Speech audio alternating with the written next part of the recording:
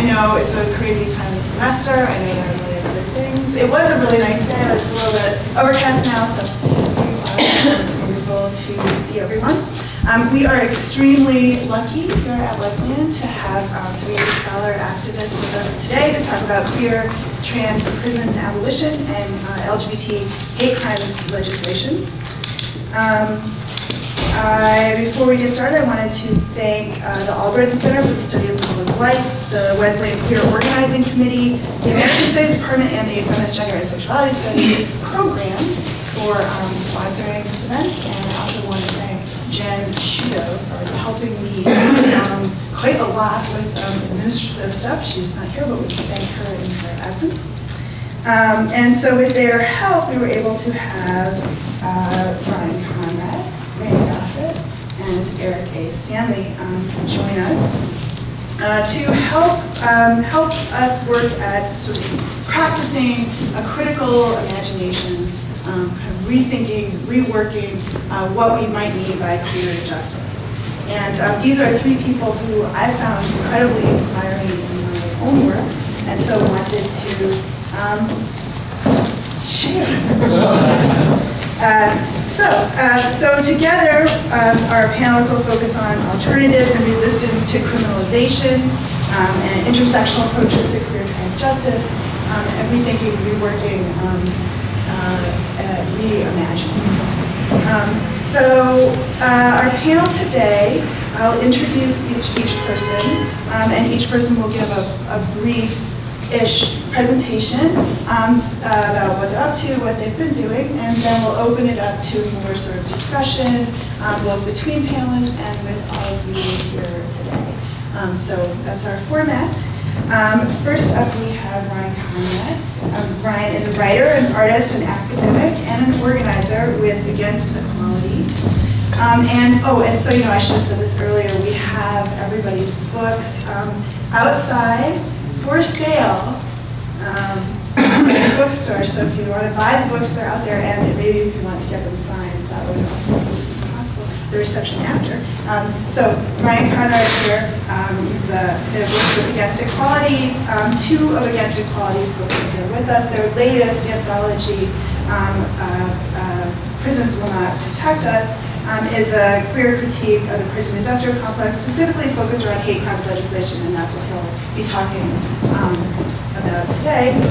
Reina Gossett is a trans activist, artist, and writer whose work has been featured in Scholar Feminist, and Captive Genders, Postscript Press, and Randy Magazine.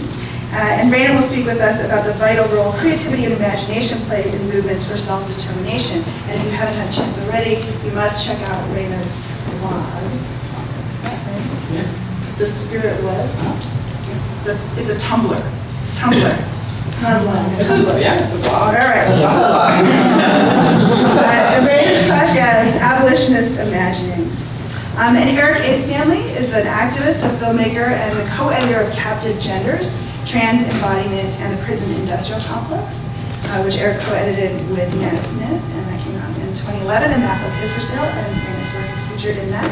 And Eric will speak with us about radical trans queer resistance to state violence under the broad title, The Queer Commons, Armed Struggle, Trans Resistance, and Prison Abolition. So join me and welcome.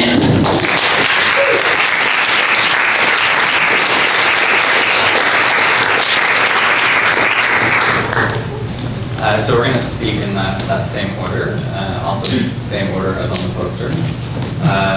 So I'm going to talk a little bit about the collective project that I'm involved with, and then I'm going to talk really specifically about hate crimes legislation. And I'm going to do that through sort of an overview of the publication.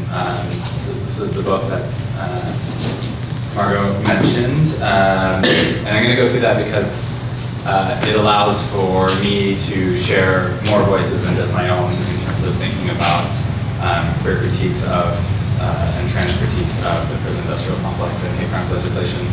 So I hope to share those voices as a way to make this panel feel like it has 13 people on it, which is of course impossible to do, but hopefully I can share their voices. So that's what I'm going to do. So I am from Central Maine. I recently have relocated to Montreal working on my PhD, but you'll hear me refer to Maine a lot and contextualize some of these issues in sort of a more concrete way in my home state. And I started the Against Equality project in 2009. It's primarily an archival project, so what we do is we take both cultural work and written work and archive it online, and we sort of, our name is Against Equality, which for some people might be troublesome, but that's the point, right? Equality is, as it's framed, is a troublesome thing. But we focus on sort of the three main issues around which LGBT mainstream organizations organize around, which is marriage, military service, and hate crimes legislation. So this is sort of like the holy trinity of neoliberalism in terms of LGBT politics. And so that project started in 2009, and in 2010 we published an archival anthology on marriage. 2011 we did DABT, and then 2012 we did this book on hate crimes legislation. And to explain what archival anthology means, no one has to buy these books. Everything in them exists for free online. But there's a couple of reasons why we shifted towards actually printing things. And I'll explain a couple of those reasons. One is like not everyone actually has high-speed internet. Contrary to popular belief of city folk, that's not true. The fiber optic cables don't exist in a lot of places because they're too expensive to put up that telecommunications companies can't actually turn a profit. There has been money set aside in the stimulus bill from Obama to actually make those things happen. So the government is once again subsidizing private corporations, so that's a whole other conversation, but there's a lot of people that don't actually have access to high-speed internet. There's other people that don't have access to high-speed internet, and those are people that are incarcerated. So actually thinking about how to keep those people engaged and involved in this sort of conversations and to make sure that we can keep healthy links of information coming inside and outside. And the third reason, and maybe it's a bit more academic, and we can frame this in sort of a Marxist terms of sort of seizing the means of production of knowledge, right? So in your university courses, you can cite books and journals and things like that, but like when you cite someone's blog, most professors are like, I don't know about that. That's not a primary source, or that's not a reliable source, right? So we've taken things that have been published elsewhere on the internet in places that are not considered legitimate forms of making knowledge and have republished them in a book with a bunch of credit cards that we scanned. And then all of a sudden this becomes a book that people teach in their classes, this becomes a book that people write about in their papers. So it's actually about legitimizing the voices of people that publishers won't actually pay attention to, right? Because the publishing industry is falling apart and no one's going to print a book like this. It's just not going to happen because it's not profitable. So those are sort of the reasons that we came to this concept of archival anthologies, to like sort of actually bolster some of the intellectual arguments that activists are using to sort of shift the conversation away from the sort of more mainstream, we must be included even though inclusion means like participating in these really shitty fucked up things. So that's the basics of our project. We're an archival collective, an editorial collective. And our group continues to maintain this archive. We've authored a few collective pieces as well. And we've also done, and Reina will talk more about the creativity piece, but part of when we were archiving, we also noticed that there wasn't as much cultural production around these themes that we could latch onto because, again, performance and visual culture is often more ephemeral, right? So it's actually more difficult to archive. And when you do, you usually do like documentation of a thing that happened, but you don't actually have that thing that happened because you can't put that on the internet. So we've done some call for arts to try to bolster and encourage cultural production around these themes. And in the future, we're actually working on curating a film series around queer critiques of gay marriage. And hopefully someday we'll pull off a really amazing conference or something, but yes. All those things are to be determined in the future. So for folks that are interested in that project more broadly, againstequality.org is where you can actually go and check out the archives and see the different pieces. So now jumping into the book and the sort of politics that we're going to talk about today. This book is split into two sections. The first half of the book focuses pretty exclusively on queer and trans people critiquing hate crimes legislation. And the second half, and the last 4 pieces in the book, we wanted to sort of also add in some historical perspective, not just of this emergence of hate crimes legislation, but also how queer and trans and gender nonconforming people have been disproportionately affected by the prison-industrial complex historically and still to this day in the present. So sort of add some concrete examples of how hate crimes legislation we're saying doesn't really work, and also historically prisons haven't really worked for queer, trans, and gender nonconforming people. So it's trying to take a both-and approach of let's do this like sort of abstract deconstructing of hate crimes legislation, but also let's talk about how prisons harm in a really concrete, material way queer, trans, and gender nonconforming bodies. And so I'm just going to go through each chapter really briefly and sort of raise the major points from each one, because it does a really good job of talking about all the different ways in which hate crimes legislation is problematic. And then we can quickly go over some of the ways in which the prison-industrial complex affects real people's bodies. So the introduction to the book is written by Dean Spade, who's the founder of the Sylvia Rivera Law Project, and I'm sure some folks are familiar with. But in the book, in the introduction, it's the super accessible way of sort of trying to frame what is the prison-industrial complex. So if you have people that really want a really good definition or an understanding of how the PIC works, the introduction really lays that out really well. And I'm going to read just 5 major bullet points from the article that are sort of outline the 5 realities to the lived experience of violence and criminal punishment. Just I think it's super useful. And then I'll continue on.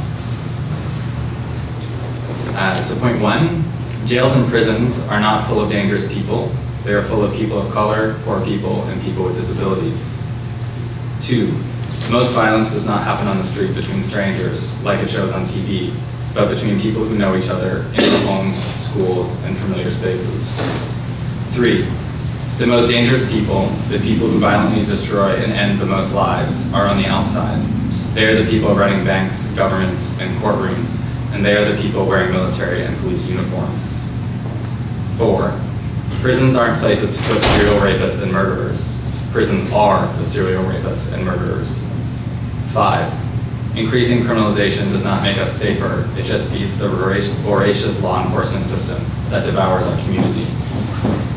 So this gives the basics of how prisons function, but thankfully Dean also proposes and shows how there's sort of 3 major models through which people challenge this system. One is through direct support to people in prisons, what we call dismantling work. So the idea of actually dismantling the prison industrial complex. And third is trying to envision and model the alternatives. So those are sort of the main arguments from the introduction. Secondly, in the book, Jason Leiden from Black and Pink in Boston gives an overview of some really basic myth facts about hate crimes legislation, pulling from lots of different places. It's a really good 101 introduction to thinking about what hate crime legislation are and how the concept of hate crimes exists. Following that, the Sylvia Rivera Law Project statement is also republished here in full, which was published in response to the Matthew Shepard and the James Burr Jr. Hate crimes legislation that went through.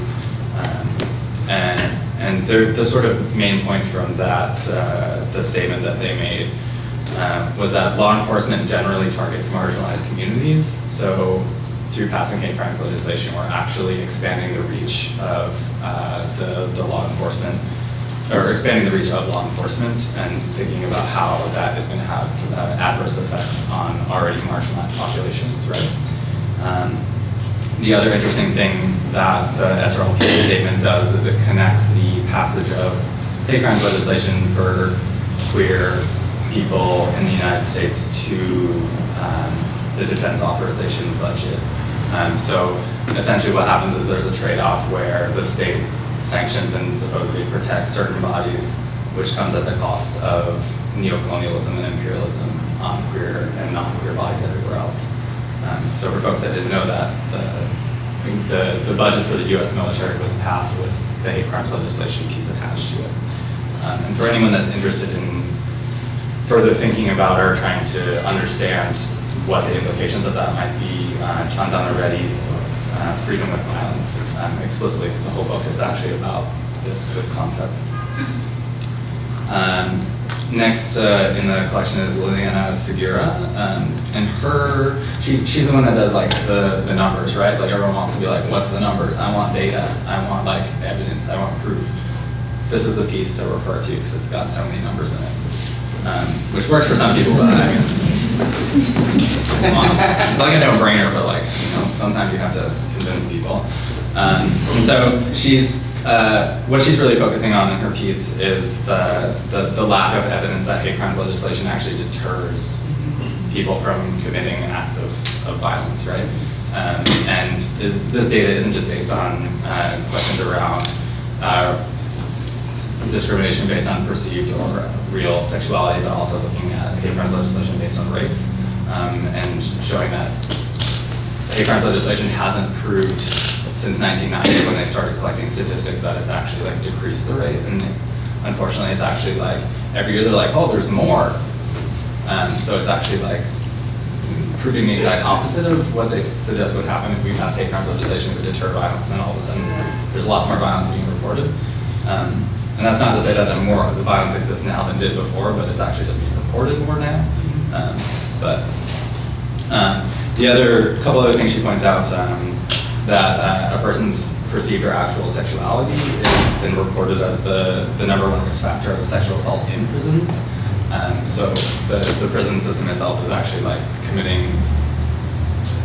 creating the opportunity for sexual violence against queer, trans, and gender non-conforming people. So we actually have to think of the prison system as a hate crime in itself, if we're going to frame it that way.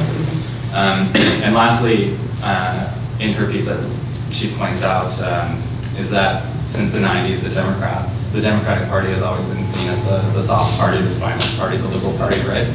And their way of proving their, what word wouldn't be offensive? Resolve. Their resolve, that was good. In proving their resolve, the Democratic Party has actually pushed hate crimes legislation as their sort of like get tough on crime platform, right? Is like, we're not actually going to address causes of harm and violence. We're just going to pass this get tough on crime.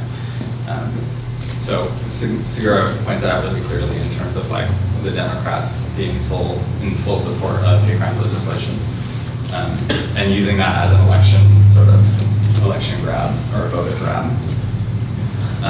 So there's just two more pieces on hate crimes legislation, and Jack Apon's piece focusing on Senacia Stewart and the murders of Senacia Stewart and Lawrence King. And she points out in terms of thinking about loss and affect that hate crimes legislation only works after, right? It doesn't actually address the situations people are in before they die, right? It's only once you're dead that we're actually going to care or that we're going to do something. So it points out the problem of passing or thinking that hate crimes legislation is going to help us when it only means something's done after someone's already raped, beaten, or murdered. And then another piece that Jack points out, which is something that Against Equality Collective has been pointing out in terms of marriage and military as well, is that it looks to a policy or legislative solution to what actually is a cultural problem, right? Like there actually needs to be long-term cultural change, and suggesting that by changing a law in a book that we actually solve that piece of long-term cultural change is problematic. And it's not saying that one can't come without the other, or one has to come before the other, but putting all our eggs in one basket is a bad plan. And I guess lastly, from Jack's piece, is also the question of our relationship of power, and the way that hate crimes legislation makes it about bad people, right? Like a bad person did this, as opposed to people are in certain situations because of systemic issues, which create fewer options and life chances. So actually really questioning the lack of analysis of power within a hate crimes legislation, which individualizes the problem as bad behavior as opposed to actually thinking about systemic homophobia, transphobia, and poverty, racism, etc. Lastly, Yasmin Nair, who's also a member of the Against Equality Collective's piece, really looks at she's really interested in the economics, which is her thing. If anyone else has read her work, she's very strong on thinking about the economics of the relationship of people and power. And what she's suggesting is that economic vulnerabilities actually put people in situations in which violence can occur, and suggest that we actually think about the issue of anti-queer and anti-trans violence as an economic relationship between individuals and structures. Again, sort of like hammering home this idea of personalizing systemic problems as opposed to taking a more holistic approach. So those are the pieces in the text that focus in really narrowly on hate crimes legislation, and I'll quickly just talk about the last 4 pieces and then pass it off to Reina. Imani Keith Henry in the text reviews the case of the New Jersey Four, which I'm sure folks have heard. It's been an ongoing case for quite some time. And there's a few important pieces to take away from this, and I'll try to briefly describe the scenario. There's a group of gender nonconforming and lesbian women in New York who were attacked by a homophobic attacker. And there was a fracas, a fight of some sort. And the original person who was attacking them was stabbed. And when the police showed up, the group of gender nonconforming and lesbian women were all arrested and put in prison and charged on gang-related charges. So again, it's this question of like, right, like hate crimes laws are supposed to protect you, then you call the police and they come and they take you off to jail. So maybe hate crimes legislation isn't the way to go. When you call the cops when you're in crisis, or if someone calls the cops seeing you in crisis, then your mask is taken off to jail. The other problem that I think is really important to point out about this case specifically is also the criminalization of self-defense, right? That we have a right to defend ourselves and that we are worth defending as queer, trans, and gender non-conforming people. So this is one example of how law enforcement, prisons, and those sorts of institutions and systems don't actually work to our benefit, right? And actually are deleterious. The next piece in the book is by Simon Barreau, who talks about the criminalization of HIV. And unfortunately, I actually don't know as much of what's going on in the States right now because I live in Canada. And Canada leads the way in the entire world of criminalization and incarceration and conviction of HIV non-disclosure. So quickly for people that don't have a sense of this or what it means, the criminalization of HIV, when people say that, means that there's an issue of non-disclosure. So someone doesn't tell their sexual partner that, or sexual partners, depending on what you're up to, does not disclose what their HIV status if they're HIV positive. And so the government's response in Canada and also in the United States and many other Western countries has been to criminalize this act, right? To non-disclose means that informed consent can't be given, and therefore whatever happened, whatever transpired, even if it was oral sex where there's very low risk or sex with a condom, the person couldn't consent to it because they weren't fully informed, and therefore what transpired was actually sexual assault, aggravated sexual assault, or in some cases people have been brought up on charges of murder. This also all earns you a sex offender registry status if you are convicted under such things, because aggravated sexual assault will get you added to a sex offender registry.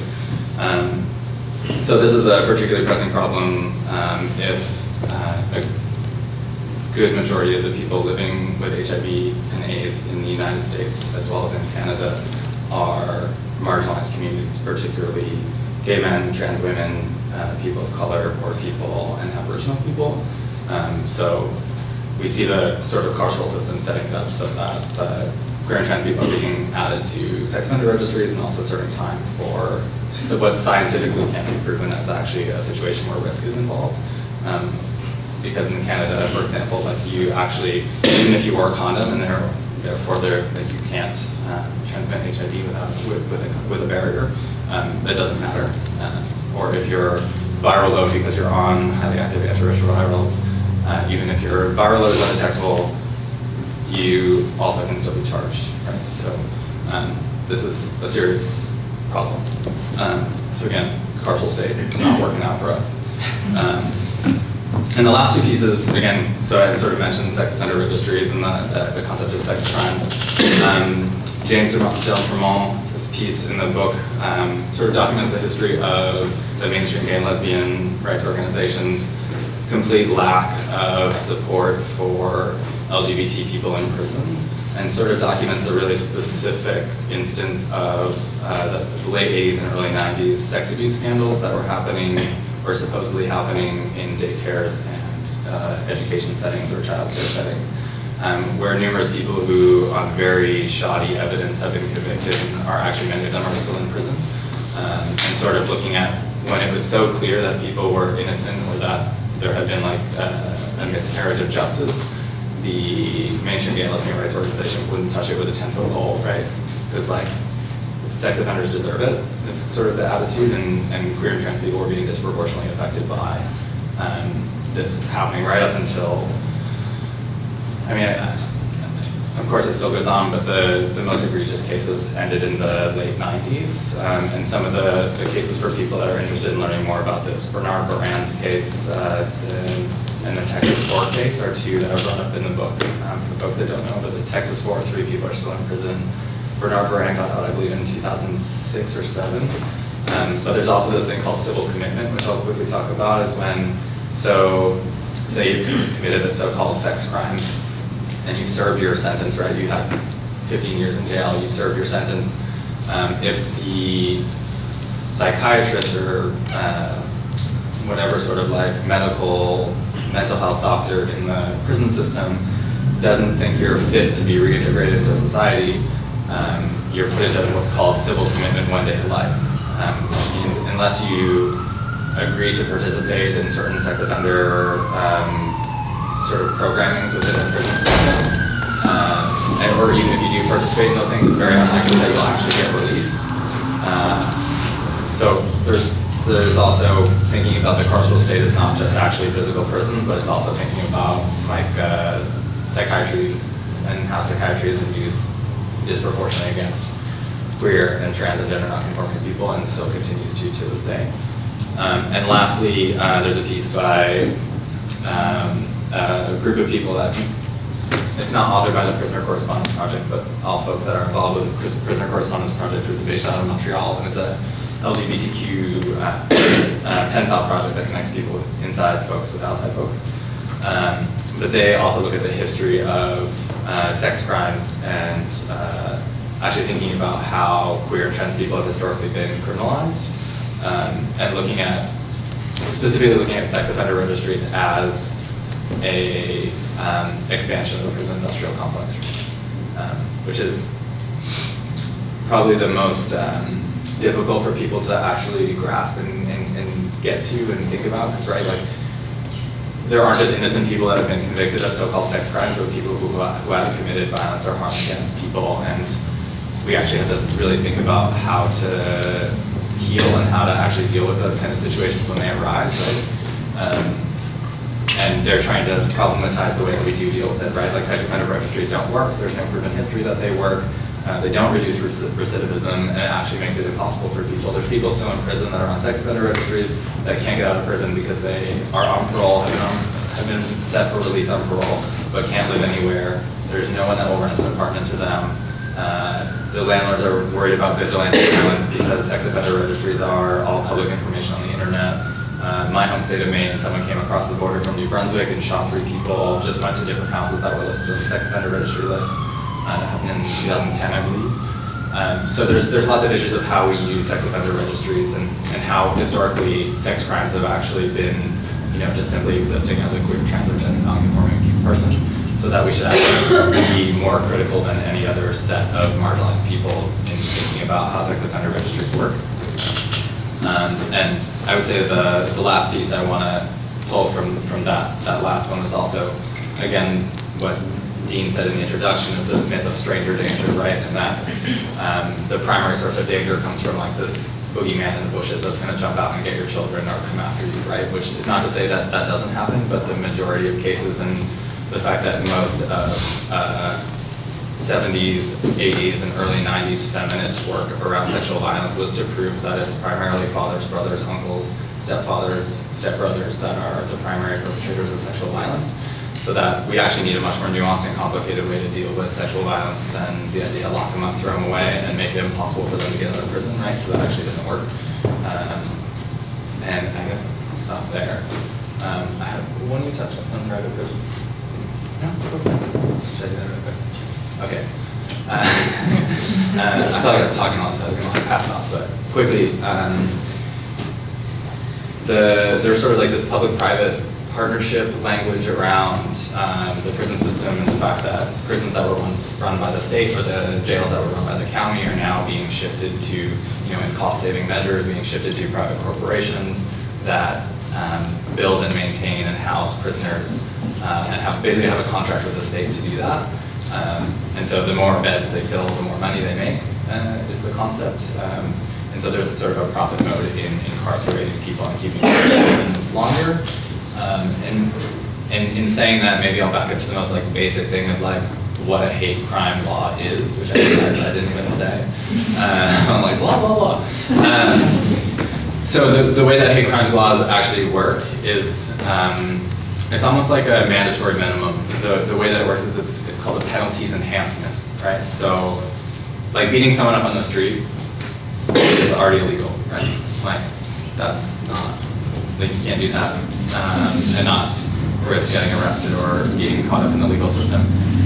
So when someone's fag, and then they hit you in the head, right? That's a hate crime. And that's the idea, right? That there's a motive of bias or hate towards a perceived or actual identity. So hate crimes don't actually make new things illegal. They make things that were already illegal more illegal, right? So it actually adds years onto a sentence, right? So it's actually about keeping people in prison longer. And for anyone that has any relationship to the PIC, whether through activist work or through your families or through friends, we all know that prisons actually don't make better people, right? When people come out of prisons, they're not oh, I've reflected on my crime, right? That isn't actually how the prison system works. So hate crimes legislation is actually putting people in those situations for longer. So what we're suggesting or demanding actually is that people actually think about what that means to keep people in prisons longer, especially when there's a profit motive involved in keeping people in prisons longer, and sort of really questioning the logic of expanding the reach of law enforcement and the criminal punishment system in any way, shape, or form. And that's not to say that, again, it's really important to say that it's not saying that anti-queer and anti-trans or violence doesn't happen. It's very real. I'm sure most of the people in this room have probably experienced it in some capacity. And it's not about saying, oh, we just shouldn't do anything. It's about demanding that we actually find better solutions to deal with harm and violence that don't rely on the punitive state and the prison industrial complex. So I'm going to stop. That was great.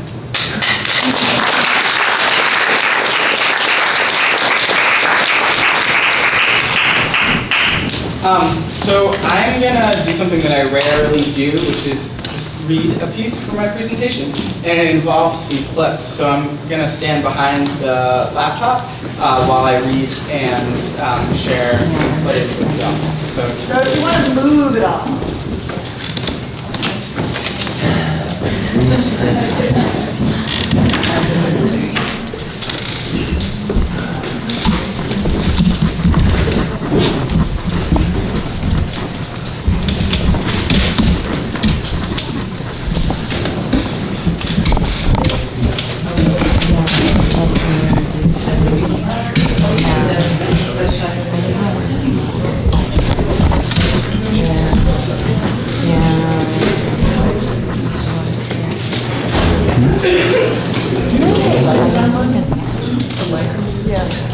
Lights are yeah.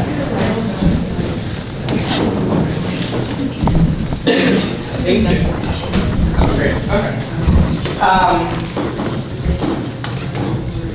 So my name is Reina Gossett, and the piece I'm going to read is a reflection on the project I'm doing right now, which is a film about Sylvia Rivera, who is a figure who is really central to trans movements for self-determination and liberation.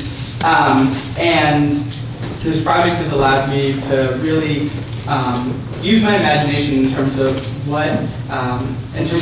confronting and transforming historical violence to erasing the lives and legacies of trans people of color, low-income people who are trans or gender non-conforming, trans people with disabilities, who have HIV and AIDS, who are homeless, who are indigenous, and try to elevate those lives in a way that doesn't involve nostalgia, right? So try to bring a level of complexity to the lives of Sylvia Rivera, Marsha P. Bambi Lamore, all these people who are involved in STAR, and who, a thing that I was thinking about when Ryan was speaking, it's a relatively new thing that queer and trans people are imagining queer and trans issues that aren't about, confronting the police or dismantling the prison system. Since the first moment in New York City, just in New York City history, how many people have heard of Stonewall? Right? So that was an event that was about challenging the policing of our lives, right? And just a year later, the people who were fighting in Stonewall, who were organizing the Gay Liberation Front or maybe the Gay Activist Alliance, they took to the streets to celebrate Stonewall, and they started at the Women's House of Detention Center for a reason, right? To connect the issues that queer people, trans people, low-income people, people of color, people with disabilities are facing with the people who are also being currently incarcerated.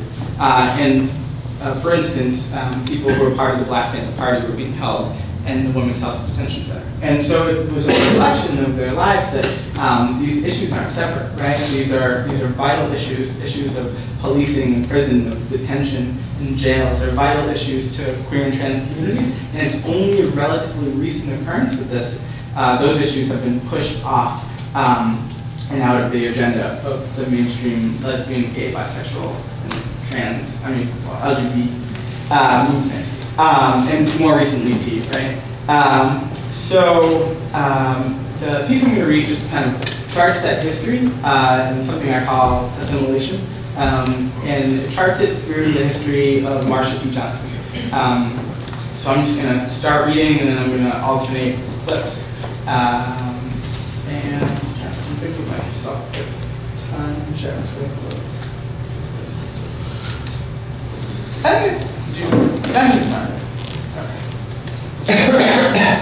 I'm going to start. Just kind of start that here. Last month I took the PATH train, which is the train that goes from New York to New Jersey, to Hoboken, New Jersey, with my artistic collaborator, Sasha Wurtzel, to interview Randy Ricker for a film we're making about Sylvia Rivera. Randy, one of the few surviving members of the Mattachine Society, decided to become the first out gay person on American television about a half-century ago. Entering Randy's apartment means entering an archival space containing vital history, some passed visually through photographs on Randy's refrigerator door, others held through and within the clothes adorning the wall, like Marsha's fur coat or her hat. But most of it, Randy passes to you through stories. After Randy left the Mattachine, Randy befriended Marsha P. and Sylvia Rivera, and having lived with them for a total of 14 years, Randy has plenty of stories to tell. So the first clip is just Randy kicking it with Marsha in this apartment that Randy's lived in since the 70s. And this is Marsha P. who I'm going to talk a little bit more. How many people are familiar with Marsha? Hopefully it's good.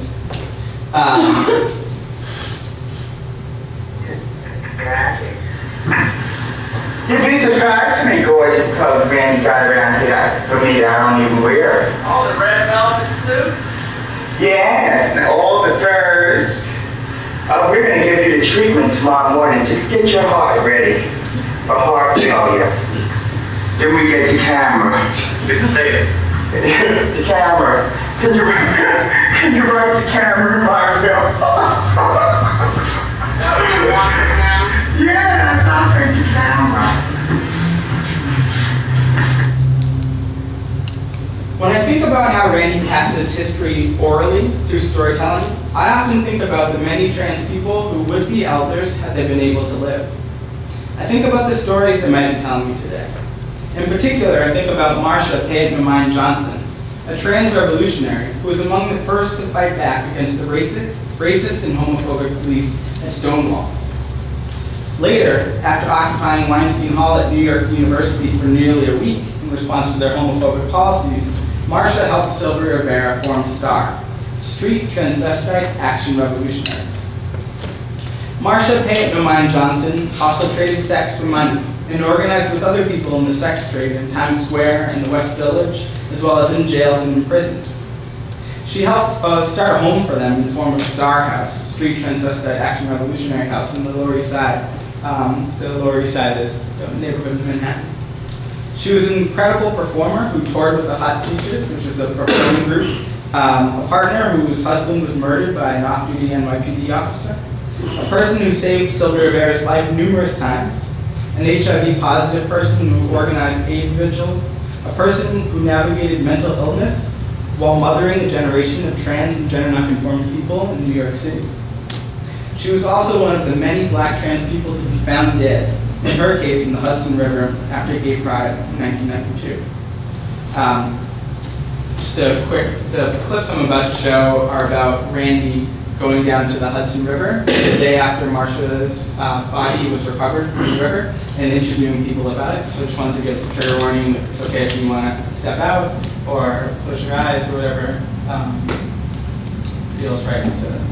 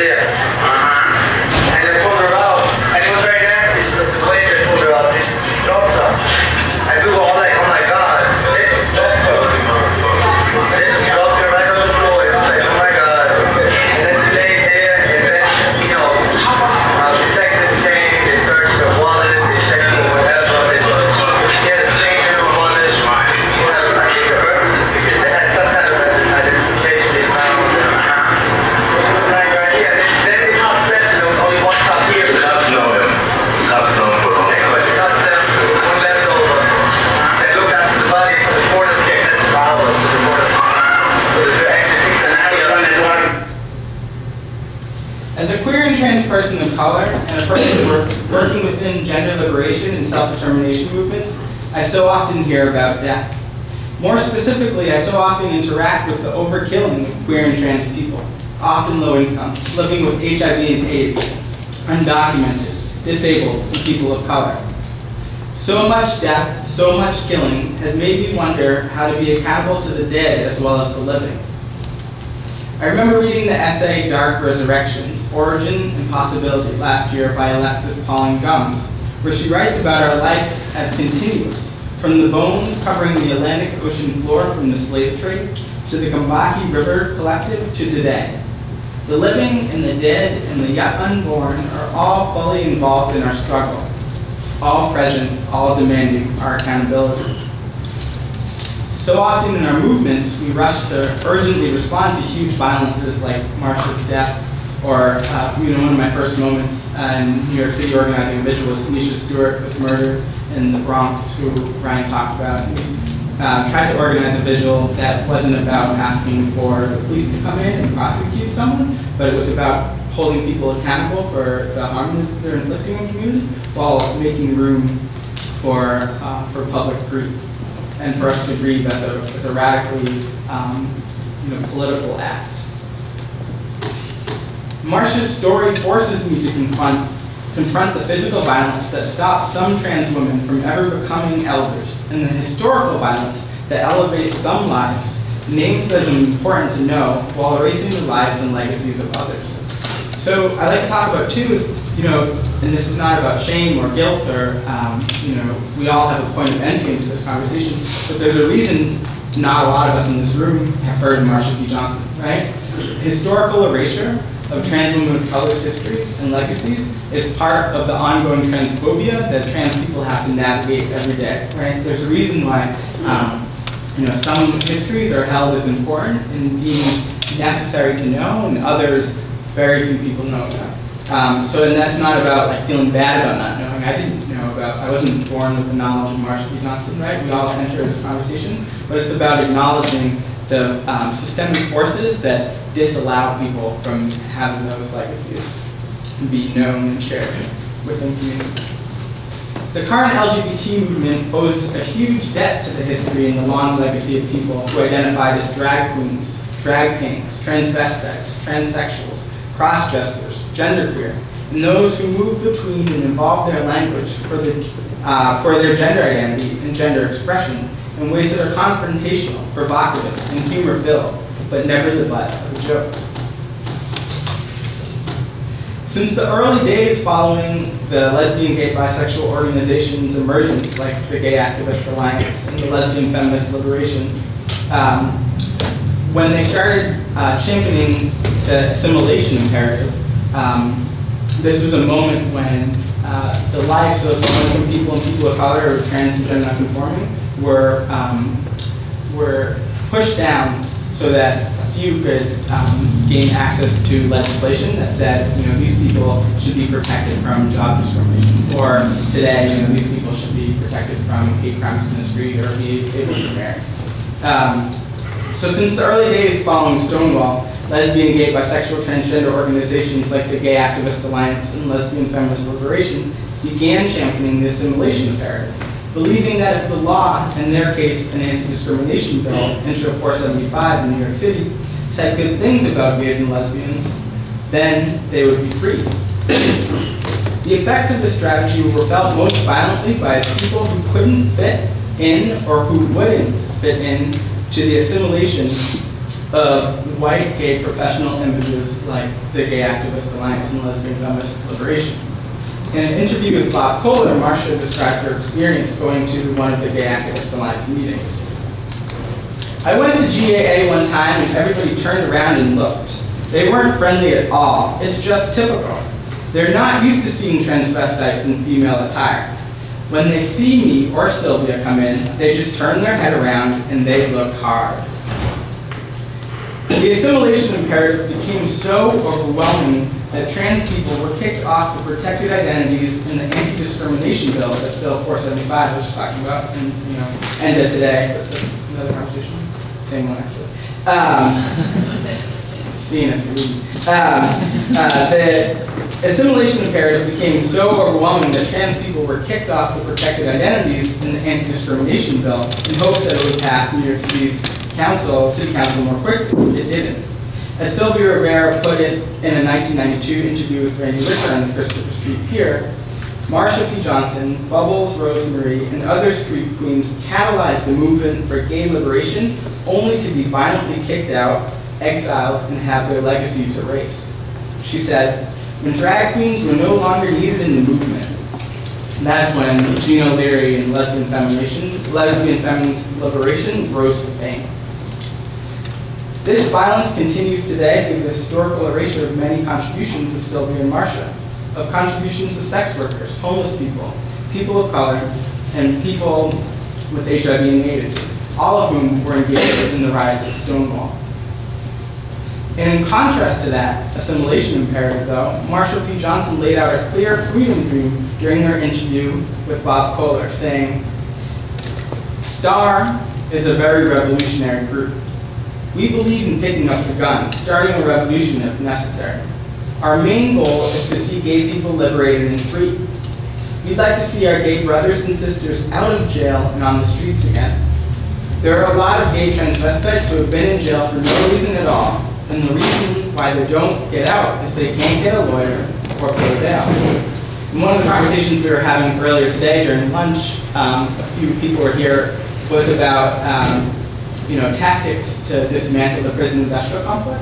And one of them in New York City is organizing strategy around bail, right? So sometimes our tactics to end the prison industrial complex look like reform tactics, but with a different vision. So jails, the jails in New York City are places where people who cannot afford to not be there stay. So if you can't afford bail, you stay in jail, right? If you can't afford bail, you stay in Rikers. So the vast majority of people who are currently incarcerated in jails in New York City have yet to be sentenced, right? These are people who have not been declared by law guilty of any crime. And that's not to say, in fact, it's really important to always highlight that people who believe in abolishing the whole prison industrial complex don't want to make a distinction between who should be in jail and who shouldn't, right? Just because someone has been sentenced doesn't mean they should stay in jail or prison.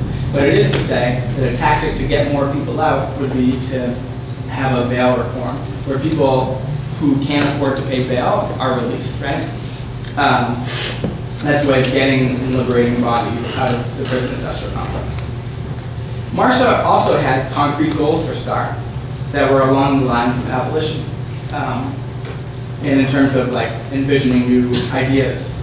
She said, I'd like to see STAR with a big bank account, like we had before. I'd like to see a STAR home again.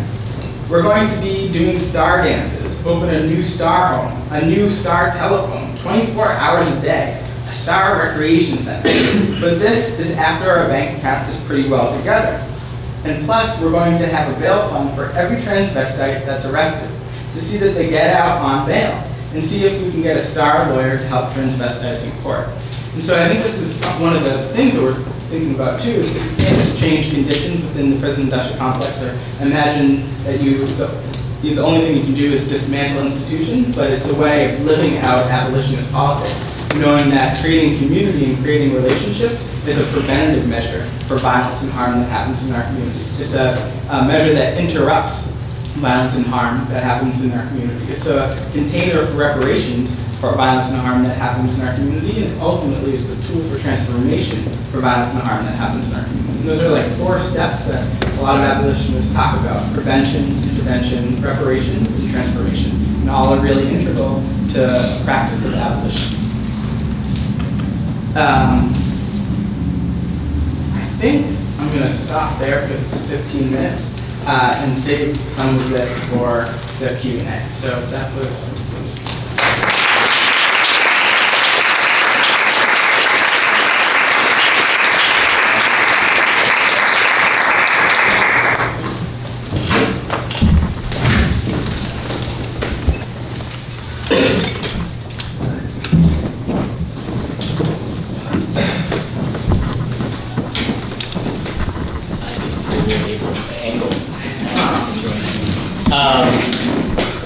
I want to thank Margot for putting this together and all the labor that's gone into making this happen. I know that it takes a lot of labor, especially I think at school, dealing with the bureaucracy and all that, so I want to acknowledge that. And I want to thank you too for letting me join you here.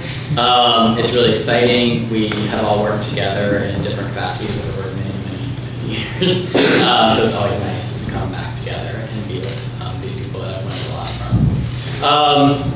So I'm going to do 2 slightly different things today. First, I'm going to talk a little bit about Captive Genders, the book that I helped co-edit that I guess is for sale out there. We're going to talk a little bit about what I'm supposed to be talking about today, but because of some health situations, it's not all fleshed out. So it's going to be a bunch of ideas of what I would have written. That's the best way. Had I had the time. So we'll see how that goes. And it's also probably going to be heard.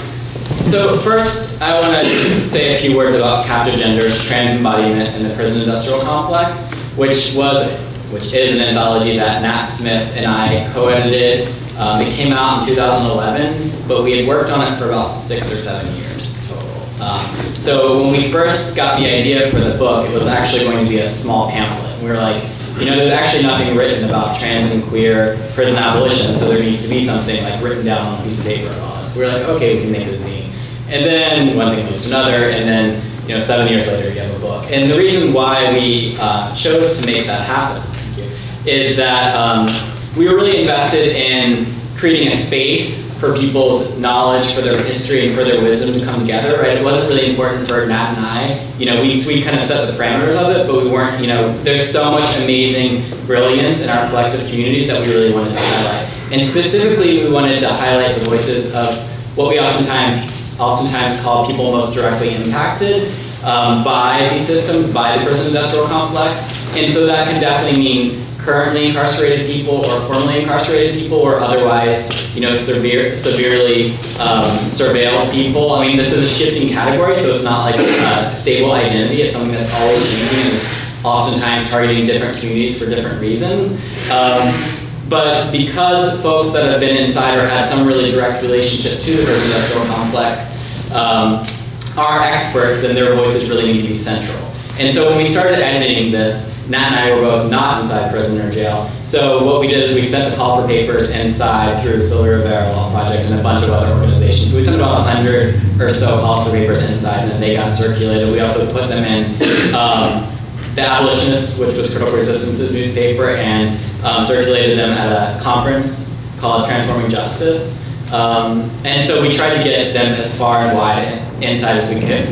We also knew that there's so many people outside that have been organizing and living these lives for a long time, and they might not have gotten around to writing it down yet, or they also might be less comfortable writing a more traditional essay. And so we paired a bunch of people up and had interviews with people because we really wanted that knowledge in the book. For example, Reina is in a conversation with Beau Brown and Dylan Rodriguez and Reina Gossett. And that's a really amazing piece, and it's a really great kind of multi-generational conversation that I think offers a lot. And the book, we also wanted to create an explicitly abolitionist text, because at the time there was no book about trans and queer, prison, anything. And so what we wanted to do was start on the foot of abolition, as opposed to thinking, we need to lay the groundwork, and then in 15 or 20 years someone else can introduce the concept of abolition. We wanted to think about what would happen if we started with abolition instead of always thinking that we have to get there eventually, right?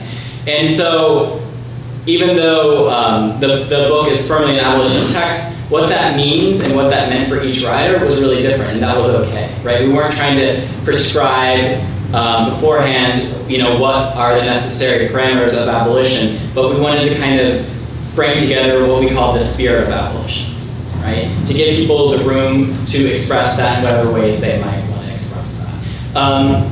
And we also wanted to make more capacious the understanding of abolition. So you'll see it enacted in many different ways. So it is necessarily about opening cages and letting people out, but it's fundamentally about attempting to find ways to make the logic of the cage no longer thinkable, right? That's actually the problem. I mean, the immediate problem is that people are encaged, but the logic of the cage is actually the problem. And so there's about 25 different articles in there by about 28, I think, different people, because some of them are multi-authored. And they range, from people writing about, clothing restrictions in women's prisons to, organizing against gender-responsive prisons, organizing against the criminalization of HIV and AIDS, and so on. So it has a really wide variety of stuff in it as well.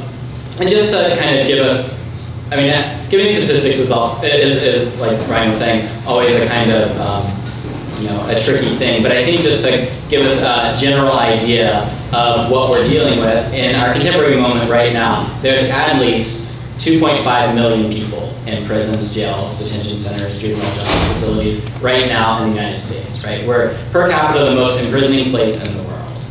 And then along with the 2.5 million, on any given day, there's about 13 million more people that are in some way under direct state surveillance, the surveillance of the state, right? Sometimes I speak in groceries. And so that's another 13 million people, right? And so the word crisis is really an understatement, right? And sometimes the word crisis can create the assumption that there was sometimes some other kind of way that this was happening, right? This is a sustained, perpetuated, well-orchestrated crisis, right? And so that's why we as abolitionists oftentimes try to argue that the system is not broken, right? You'll hear this a lot. You hear this a lot about, you know, the alleged immigration system, right? That it's broken. None of these systems are broken. They're actually functioning exactly how they're meant to be, which is about the reproduction of social death, the liquidation of life chances, and the destruction of many people's communities, right? So they're working exactly how they're supposed to be working. And so that's why, for us in the book, foregrounding and highlighting a politic of abolition was so important, right? And that doesn't mean, as Reina and Ryan were both saying, that you don't do immediate things to try to work in solidarity with people that are right now in prison and might need X, Y, and Z to survive, right? Because that's a really important part. And that is an abolitionist, you know, that can be an abolitionist act. And to, you know, reference something that Reina was saying, for us, it's, you know, also about a vision. You know, we're always living under, you know, settler colonialism, anti-black realness, and, you know, in global capitalism, we're always forced to make all kinds of concessions and live in perpetual states of contradiction, right? So abolition is not actually a pure politic, and people are often like, well, you need to give me this answer, and this answer, I'm not gonna believe you. But it's not about that, it's an experiment. It's about trying to live under these conditions of impossibility otherwise, right? Trying to create what we want to be the world, what we want in the world right now and right here. Right? So it's not a deferred action, you know, something that's going to happen down the line. It's about trying to tear down the walls and the logics that create the walls while also building up the world that we want to live. So that's a little bit about captive genders and what we were trying to do in that text. And also, just so people know, all the money that comes from the sales of the books go into this fund, and then we give boxes of the book to Black and Pink, and they send it inside for people for free. And it's gone through a bunch of reading groups inside, and we've gotten a bunch of back and forth feedback, so that's really exciting for us. And we felt like that was really an important practice to foreground. So I'm going to change channels a little bit, talk about what I would have talked about. So my original idea for what I was going to talk about today was this idea that I'm kind of playing around with called the queer commons, armed struggle, trans resistance, and prison abolition. And this also speaks a lot to Reina's work, because Reina's trying to think about, as I see it, thinking about these historical struggles in a non-kind of nostalgic way, or how can you work with that creatively and productively instead of just being like, oh, things were so great back then, why aren't they like that now? I think we're both interested in thinking about, you know, what can we learn from that and how can we mobilize it now, right? How can the politics not have ended in 1975, and how are they still living in our contemporary moment? So how can we think about, instead of trans and queer prison abolition, which might be newly articulated, meaning those specific words might be in the last 5 years, but as a practice, there are really long, you know, there's a long historical arc and a genealogy that weaves in and out, right? And the same way that Reina is trying to think about Marsha P. Johnson and the work of Starr through an abolitionist lens, and as giving us a lot of really important and necessary ways to think about, you know, the historicity of prison abolition in the United States, right? It's not just about, you know, so thinking about that, in this piece I wanted to turn to two figures that oftentimes don't fit so neatly within either trans or queer history or prison abolitionist history.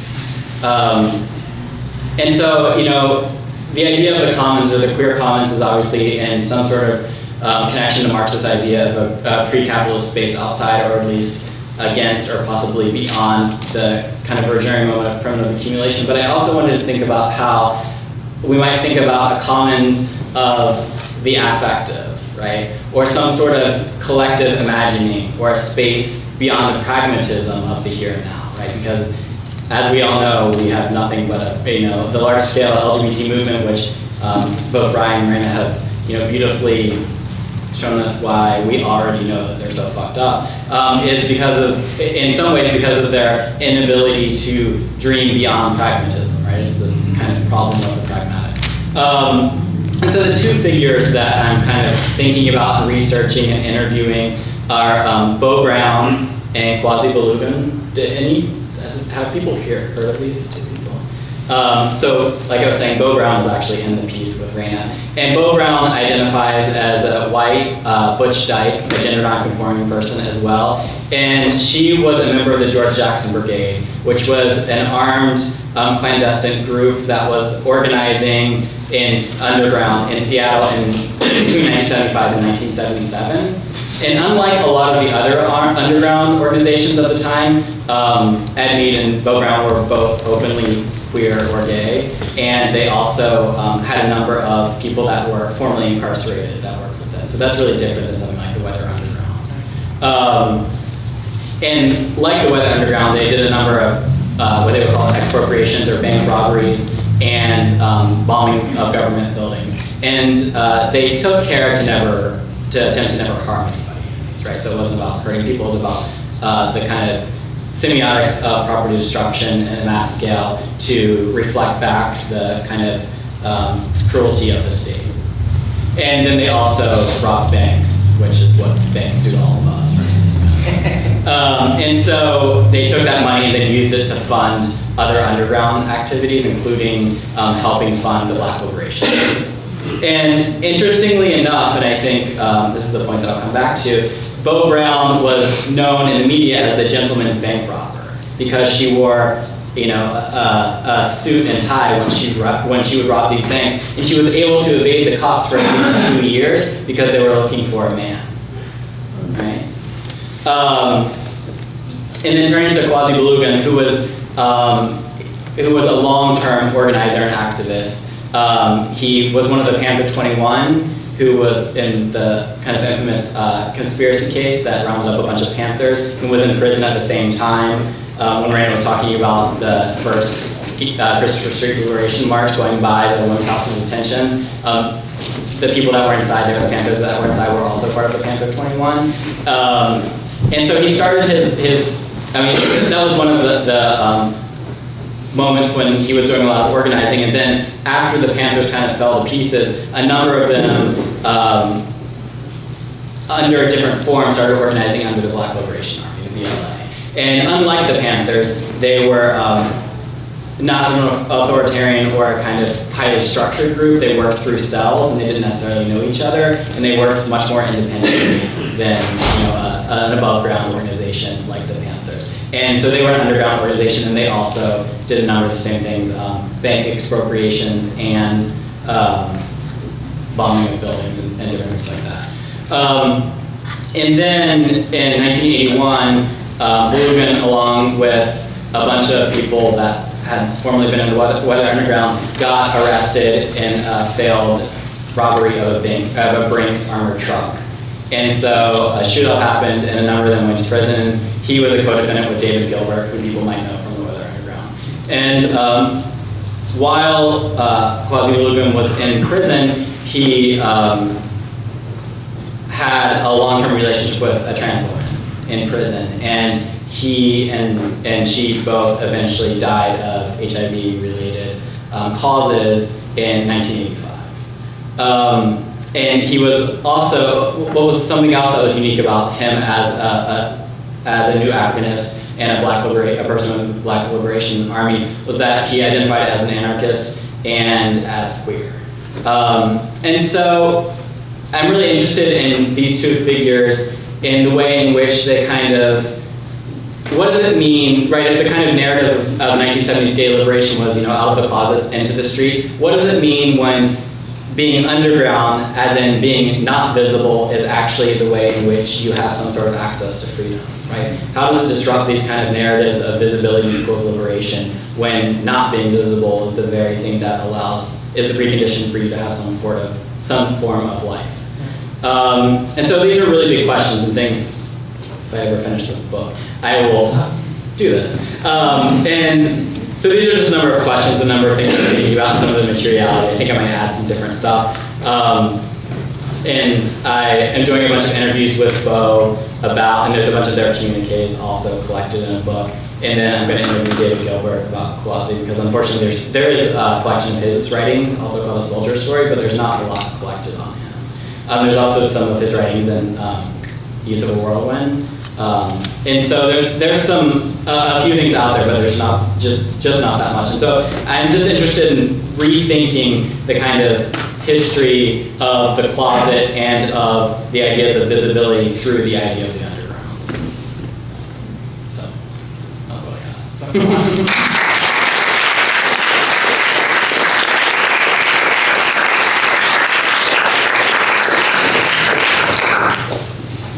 So we have some time for questions and discussion.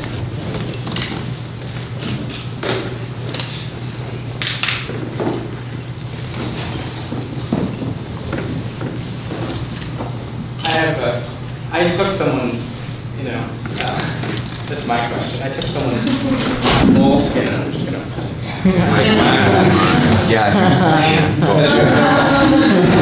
Question answered. Are there other questions? Who took the moleskin? Yeah. Do you see there as being any different needs between male and female prisons and from how they're related to those two spaces? It's a great question.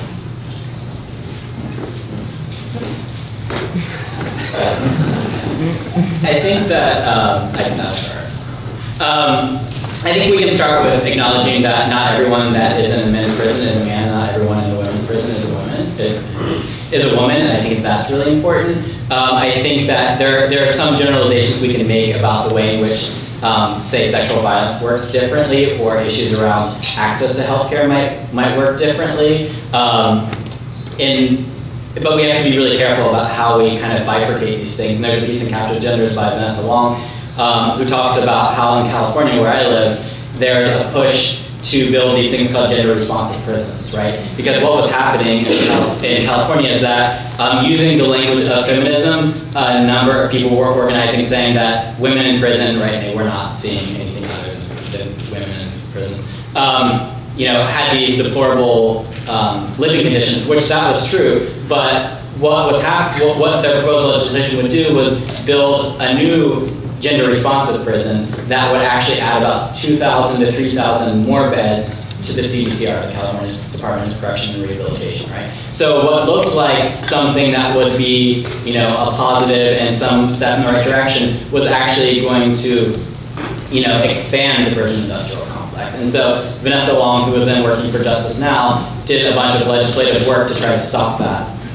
expansion, and actually successfully stopped it, which was really good. Because we know that prisons are overcrowded, but we know that the logic of prisons mandates overcrowding. So if there are 2,000 new beds, there'll be 5,000 new prisoners, right? That's the internal logic of prisons. And so I think that there are some differences, but I think we always have to be really careful in the way that we kind of overgeneralize about differences and assume who is going to be living in either of these facilities. Similarly in New York City, around the same time, the Department of Corrections in New York wanted to build a new facility for mothers and kids because Rikers Island had horrible conditions, which was also true. And just like the logic is,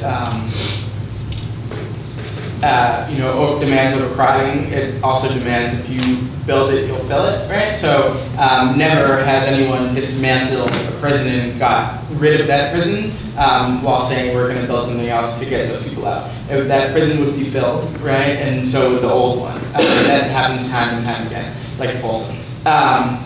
And so that was one of also the rare victories that happened in New York City, where we successfully stopped a jail from being built in the South Bronx for, they were like, it's gonna have lacy curtains, pretty pictures, it's gonna be a nursery, and, be close to the community, like making all these assumptions about, also who would be in this jail, and it was gonna be built on a brownfield, which is a toxic land site, even if it was built on the best, ecologically friendly place, that would be horrible, right? Prisons are a form of, you know, ecological violence. But yeah, we were talking about it a little bit before during lunch. I think it's fascinating that there are a few of these like very concrete terms of concrete victories, right? And they were happening around the state using feminism and trying to sell prisons and jails back to the people. Does that answer your question? Yeah. Sorry. That's the So there's a lot of really exciting work being done by and for trans women who are incarcerated or formerly incarcerated, but when you hear about trans male involvement in the abolitionist movement, usually it's like people outside of the prison system, and there's not a lot of writing or work or research done on trans women. I was wondering if you could just say why that is or against it. I mean, I can say that the piece, there are trans men writing in this book, and also the case in New Jersey 4 in particular is specifically about gender non-conforming, some people who are presumed trans-masculine. So I feel like there is some stuff, but I don't think I can speak to it. I actually, my entry into like this, you know, I don't necessarily feel the same way. Because I feel like at the time of the New Jersey 7, when I was really involved in it, like I went down to their arraignment, and there was that case was being held in queer community in a very different way than Sanisha Stewart's case, or death, or Juana Johnson being arrested. And Juana Johnson was a black trans woman who was arrested in Memphis and beat up on camera by the Memphis police, and then later murdered by, you know, who knows, but execution style in Memphis. And I thought it was fascinating in a sad way that the cases were being supported in different ways. And I think it spoke to me about the level of exile and isolation that you know, trans women, particularly like Black and Latino trans women, are navigating in queer community. And then thinking about, yeah, so I think like my feeling around that was quite different.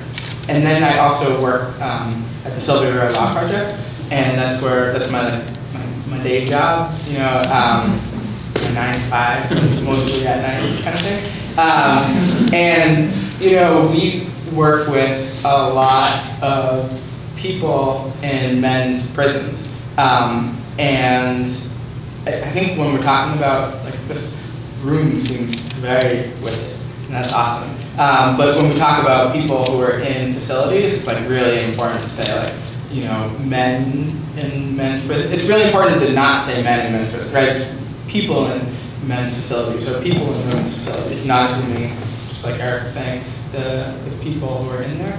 And I think that there are like a lot of people in SRLP who are quite involved in prison abolition, you know, but maybe it's not in the same kind of visible way as like Miss Major. I don't know if that's what you're thinking, but and then I also think like the Brown Boy Collective, I don't know if you're familiar with them, are like pretty newly involved in prison abolition work and working with Transgender Intersex Justice Project out in the Bay. And so those are people I'm thinking about. But yeah, I just think I have a different understanding of it, but it doesn't mean that yours is wrong.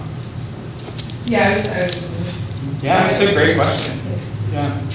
Are there organizations that you're thinking that? I mean, not really. I mean, it's like, just for an example, like if you read it, like, and like some of like the scholastic articles that I've been read, like everybody will be like, I'm going to focus on this issue because there's not a lot of writing about this. Right. Or like, if you go onto kind of websites, there will be every category except for trans women, or choosing gender too.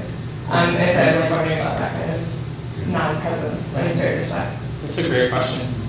Yeah. I mean, I think that the way in which trans men or trans masculine people, whatever that might be, exist inside women's prisons is pretty different in the way in which trans women or people in any form of the spectrum, which also in a lot of times people identify as gay. You know, that it's also important to kind of, I don't know, to highlight the reality that the kind of identifications that we might more freely use on the outside work really differently inside, right? So people can identify as, you know, a trans woman and a gay man and a grandfather and, you know, a butch all at the same time, tell the same person. And and I think that happens on the outside as well. I mean, we're always negotiating these multiple identities around gender and sexuality, but it really becomes highlighted with folks inside.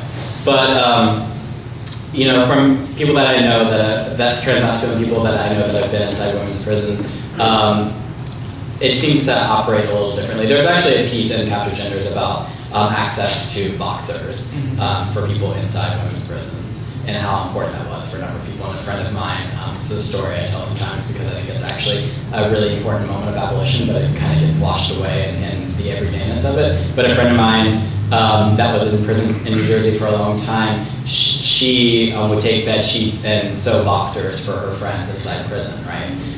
As a prisoner herself, and because boxers were contraband inside the prison that she was in. And so even though this relatively small act, it became something that really empowered her and empowered her community that she did inside prison. So there is that stuff. There's also, I think, people are importantly understanding and being more clear about what they mean by trans people are disproportionately affected by the prison industrial complex, because trans women are disproportionately affected versus trans men or trans masculine people.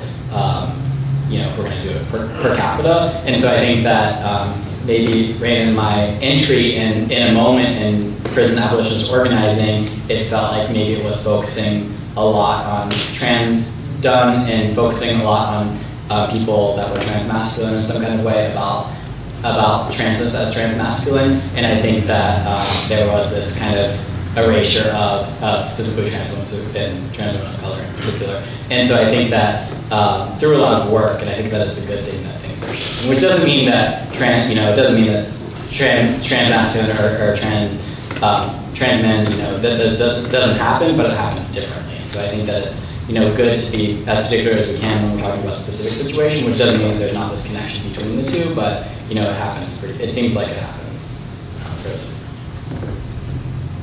Does that answer? Yeah. It's very important that everyone's answers, our answers are answering your questions. We know that you're not, so. Yeah. I'm curious what in, I guess, any of your experience talking to folks has been, what are folks' chances for getting into some kind of incarceration or like intense surveillance and actually having their preferred gender treatment be respected, and that doesn't necessarily exclude folks who are misread, quote unquote, where an officer would normally put them, you know, a trans woman in a men's prison. Because I've definitely read accounts of trans men in surveillance as men, as women, same for trans women. So I'm just curious about that, and how one might respond to that, or how you respond to that through organizing. I mean, I actually think Eric has a really great piece that talks about, and you can talk about it more, but I think it's good to point out. I didn't know what this piece is. I mean, the illegibility of transness to the state or to the prison industrial complex, where, I mean, the point Eric points out is like we don't actually know relatively like useful statistics around anti-trans violence, because things are reported as man in dress, right? And Eric talked about this quite a bit, so I think the misgendering, the mispronouncing is endemic. I think that's like built in to the process. And also how, you know, like the prison industrial complex is a gendering apparatus, you know, and one good example, so the Sylvia Rivera Law Project is really, people have to go through a lot to get any kind of gender affirming care, you know, within prisons and jails or detention centers. And this is a bit of a long answer. So often people are housed by what their genitals are, right? So for trans women, a lot of times people neither think that a type of surgery they want is sexual reassignment surgery that would change your genitalia, or it's extremely unaffordable, like it's really costly surgery, right? So you don't have access to it or you don't want it. But that is the one procedure, right, that the state mandates that you have to put you into a cell that somehow reflects your gender identity, right? It's also the one procedure that completely eliminates your ability to physically reproduce, right? So the state is really deeply invested in trans people not reproducing, right? Because they are saying you get this one procedure that's maybe not, right for you, but will definitely end your ability to physically reproduce, and that will be what gives you a little bit of safety. So that fits like really into this paradigm of eugenics, right? This ideology of eugenics. So what people are doing a lot of times is if they don't have access to it, surgery and they want it, and it's not affordable, people are performing surgeries on themselves within prison, right? To get that kind of little bit of care, a little bit of gender placement that is mandated through a particular kind of surgery. And that is often like leading to death, leading to deep harm, like when people are performing surgeries on themselves. So you begin to see how the prison industrial complex operates as a form of reproductive oppression, right? So the state is deeply invested in keeping trans people, particularly low-income people, people of color, from reproducing with each other, but also from reproducing at all. So they don't want, often prison officials are saying, you do not want a trans woman inside a woman's facility. They would just be like, we don't want that guy in our women's facility. They wouldn't say trans woman. But we don't want that person inside our women's facility because we are concerned that they might have babies, right, with someone else unless they have surgery. And that's actually an argument that I buy, right? They are deeply concerned that people might have relationships with each other that would result in having children because they're invested in the death and the control of trans lives, right? So and that's one way they do it. Besides mandating sterilization procedures and besides deeply encouraging people to perform surgeries that end up killing themselves, they don't want to put trans women in women's facilities because they don't want people who are low income, people of color, people with HIV and AIDS, people who are disabled, physically reproducing, right? And that also deeply ties into the ideologies of eugenics. And the final thing that I was thinking about was this clear example in my mind when C.C. McDonald, are folks familiar with C.C. McDonald? No? So someone who is familiar, do you want to tell the group who C.C. McDonald was? Yeah? She's a trans woman who I think is black, was I think like verbally harassed outside of a bar, and then attacked, defended herself, had scissors with her, stabbed this attacker who died, then was I don't know, given a series of really unfair treatments, sort of painted as a murderer, and yeah, her totally legitimate, from my point of view, survival strategies and self-defense was, really figured that it's like murderous and unstable. Exactly right, and that's actually, it's like, while you were saying that, I was like, well, that's another form of eugenics, right? Like criminalizing someone's own survival, right? So the person who attacked her was this person, Dean Schmidt, who unfortunately died. Like we, as abolitionists, don't want anyone to die, right? But C.C. McDonald, Dean Schmidt was a Nazi, and like an out Nazi, and attacked C.C. McDonald and a group of her friends, and C.C. tried to run away. Dean Schmidt ran after her. She pulled out scissors, and he unfortunately died. And it's a horrible thing to happen, but it's also a horrible thing to criminalize someone's survival strategy, especially people who are disproportionately targeted for death, right?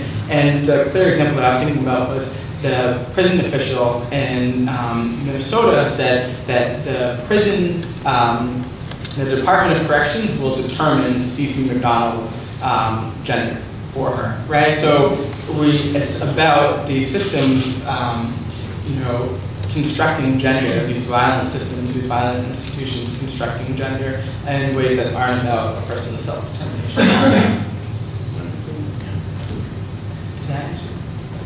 I think it does kind of one more addendum. So yeah. I think I was reading like 2 weeks ago an account of a trans woman who had been like in a women's facility for maybe 2 weeks, and then I think had some like a relationship with a guard or something that alerted, brought her under closer surveillance and found she was assigned male, and she was moved. Like, does that pose like more? There's already obviously like inherent danger in being a trans woman in a men's prison. Would that kind of transferal get out, and does that increase like her chances for violence, or is that a regular thing? I don't know. I don't know that specific case, but I mean, one of the tricky things about prisons in particular, and jails also, but if we're talking about prisons, is that, we think we have all these federal regulations and all these rules, but none of them matter. None of them are implemented in any kind of sustained way. The warden or the prison official of whatever prison is literally the god of that prison. Whatever they say is literally what goes. And so we can have as many Priyas or as many whatever as we want, but it doesn't actually matter. And so that's one of the reasons. That's one of the ways we can see the clear limitations of legal strategies and thinking about, especially federal legal strategies and thinking about prison reform, because it doesn't. All these things are already available, but they happen all the time in prisons. And so, there are some places, like for example, the Vacaville Medical Unit in the California Department of Corrections and Rehabilitation System is generally where trans women probably want to go. Most of them want to go there. And it's a medical unit because they oftentimes express feeling like they have a little bit more claim of safety there than they do other places. It's still a horrible place. It's still all these other things. So it's not a good idea, and it's not. I also think something that we probably all try to push really firmly against is the idea that we need just the right kind of prison, right? Just a trans-specific prisons or an LGBT tank or whatever. And for some people, that might actually be important for them, and they need it to get in there. But it's not a solution, right? The only kind of the only kind of prison that would be gender responsive is one that no longer exists, right? And so I think that, again, going back to the idea of pragmatism, sometimes we get so caught up in the idea that if we can just make the apparatus of torture correct, then all of a sudden it will no longer be torture, but it will always be torture. And so instead of trying to tinker with it, that's why as abolitionists we just say we need to dismantle it.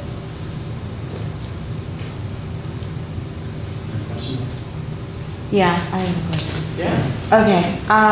So I don't know, one of you went through 3 ways that we can challenge or continue, I guess, to challenge the prison system, and they were direct support, right, dismantling the prison industrial complex, and re-envisioning and practicing new alternatives to the prison system.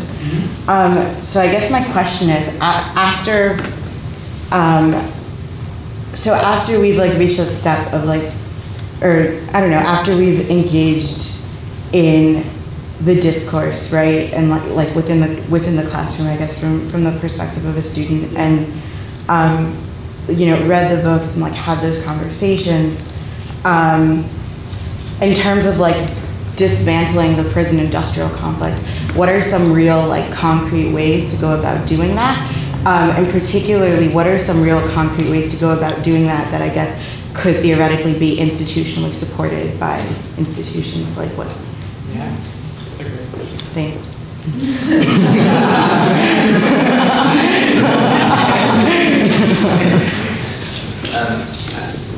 I can start quickly. I was talking about this a little bit earlier at lunch with some of the students, but I think it's really important to acknowledge the sort of economic conditions that make prisons appear as useful. This is will be gainful employment for X number of people in this town that has no gainful employment, right? So in Maine, sometime in the last decade, I can't remember exactly when it was, the old prison was torn down, the bigger, shinier new prison. And there was the big debate of where do we put it, and towns were clamoring for put a prison in our town because it will bring jobs, right? So I think one of the strategies for decarceration or challenging the PIC on a more broader coalitional type perspective is to actually challenge the logic that building prisons is like a way to make jobs. I think that's really important, and it also brings people into the conversation around prison abolition that might not otherwise be there, right? Like thinking about the PIC as an economic justice issue, right? Like the same way, and I made this anecdotal reference earlier, is also thinking about the overturning Don't Ask, Don't Tell opens up employment opportunities for LGBT people, or LG people, really. And actually challenge the logic of that as a useful way to think about economic justice, right? Like the trade-off to be cannon fodder isn't actually, and for gainful employment it's not economic justice, right? Like the military-industrial complex is not a de facto jobs program in the same way that the prison-industrial complex is not a de facto jobs program for like poor white people in rural communities where the prisons are most often built. So for me, that's one of the things I think about when I think about the question of like challenging in really like concrete ways of the prison industrial complex is to like not actually allow people to build more prisons or make it impossible or less possible for people to build more prisons, right? Because like Eric was saying, if you build it, they will be filled plus some, right? Like the more beds that exist in the world, they'll be filled and then plus some, and then we'll have to build more, right?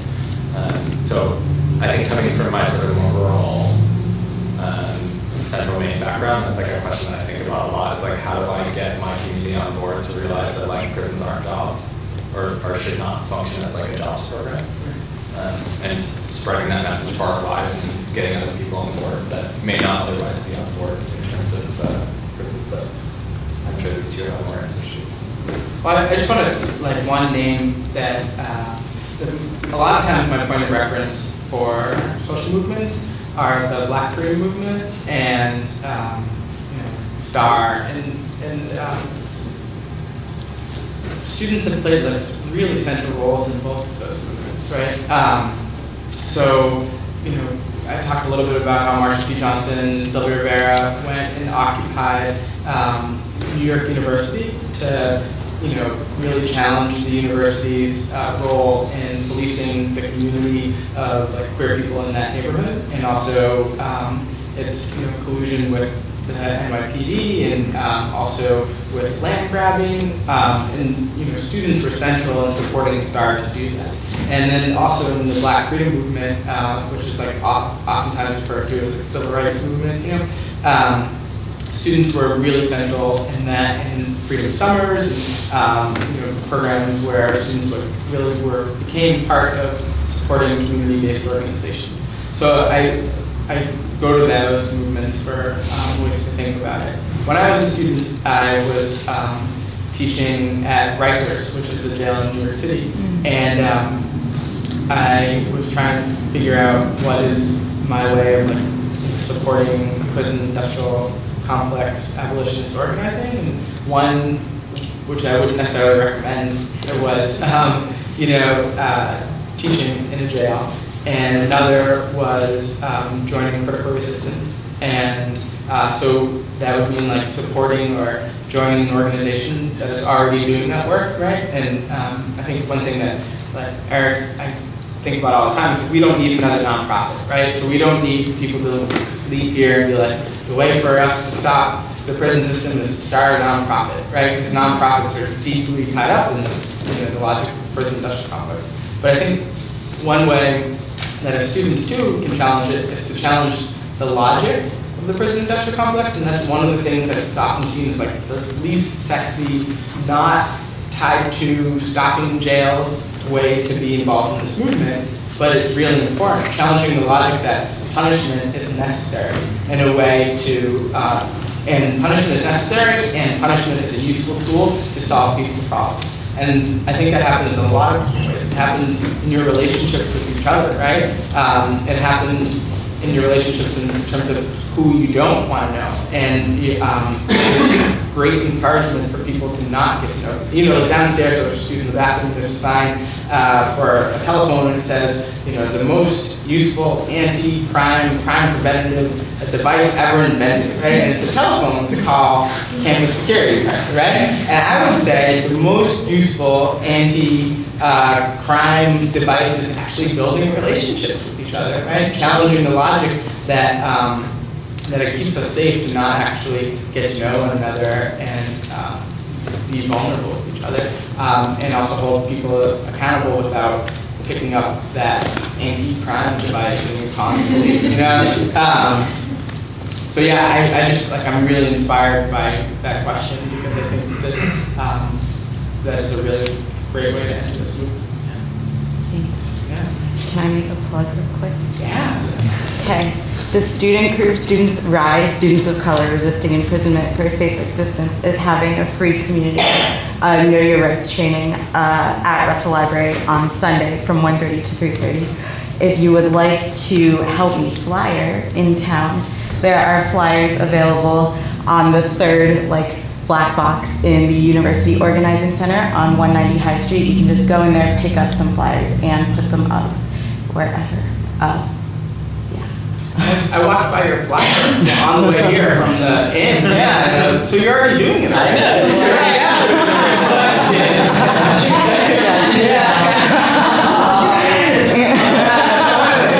All right, so I think we have a reception, we have a little food, Yeah.